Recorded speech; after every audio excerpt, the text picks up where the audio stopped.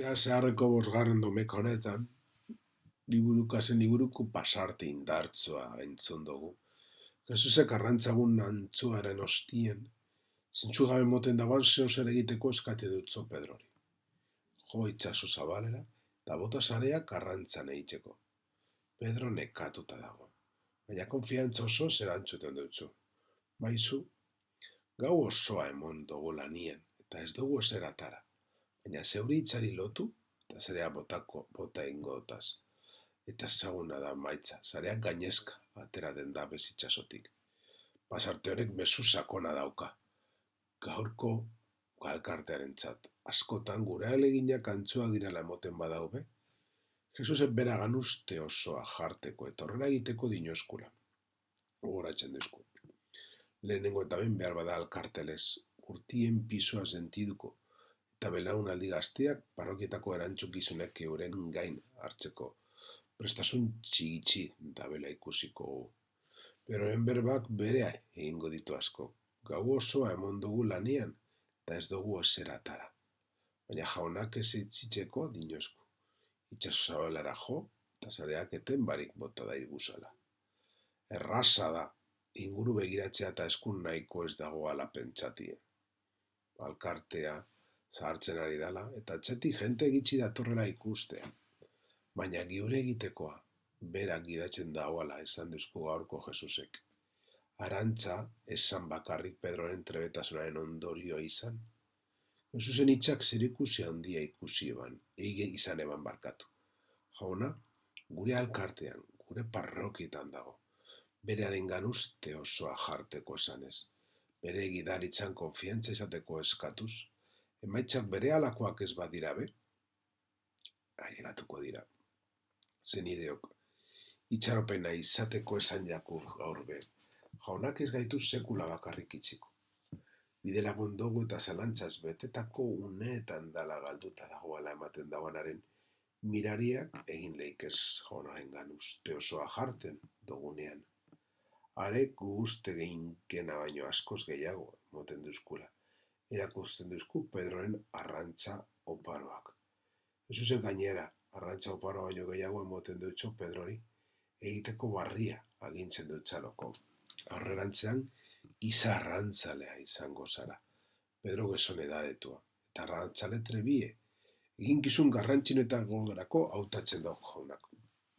Beraz sekula ez gara nagusi ikasle izateko, eta bizinora joateko indar gitxiago izango dugu, baina gure fedie eta lekukotasuna beti dira garrantzitsua alkartearen txat.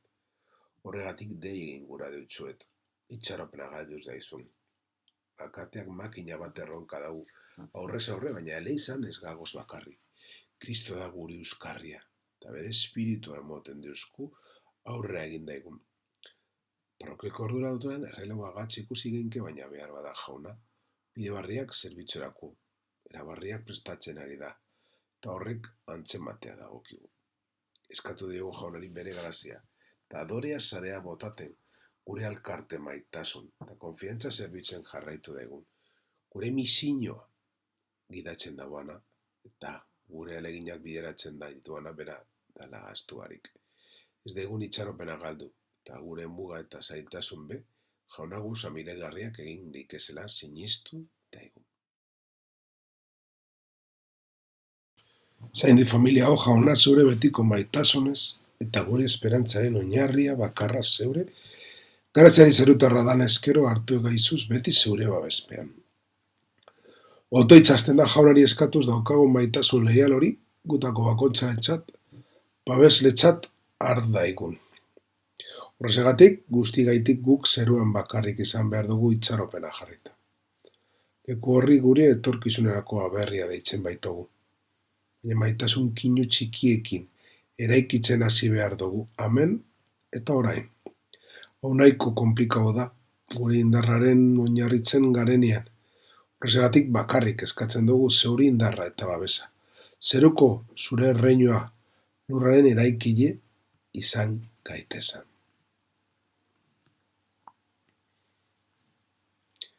Jainko gure jauna, gorputzeko makaltasunean guri eusteko egin dozu zogi ardauak. egizuz guretzat betiko biziaren sakramentua ere. Otoitz honegaz, oparen gaineko otoitzen klasikoetako batera itxutzen gara. Gure izaintzapean jarri dauzan doainak hartzea zotzaia. Dan horretara, oso polita da ikustia zeran hartzen dabesan gure zaintzapean jarri dauzan doainak. Jakin daula garala, auskorra garala eta albiste ona izatera deituta gagozala. Horrezagatik, deitzen duzku jaunak, eta mobi duten gaitu, ogia eta ardaguagaz jarri doigun ondu, berregi, eta holan zeure begira ekaristiari begiratu ahal izateko behar dugun guztia.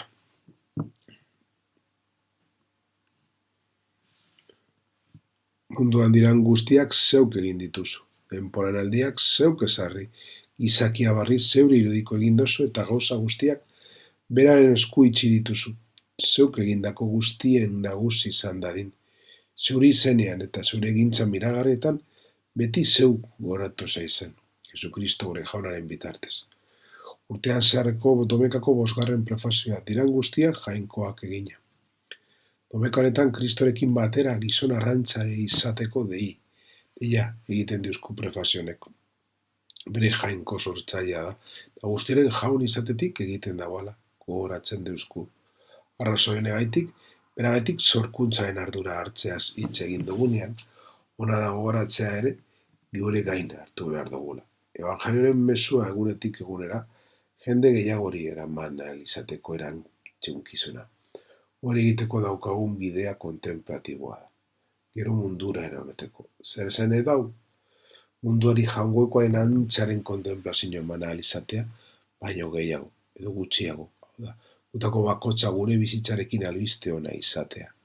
Gure bizitzatan Kristoren mezua aragitzea. Hori guztia horrela da Kristok, unibertso osoaren erdigunea, eta betetasun izan behar dagoalako. Hoi jainko, ogi eta kariz beraren guk parte hartzea nahi izan dozu.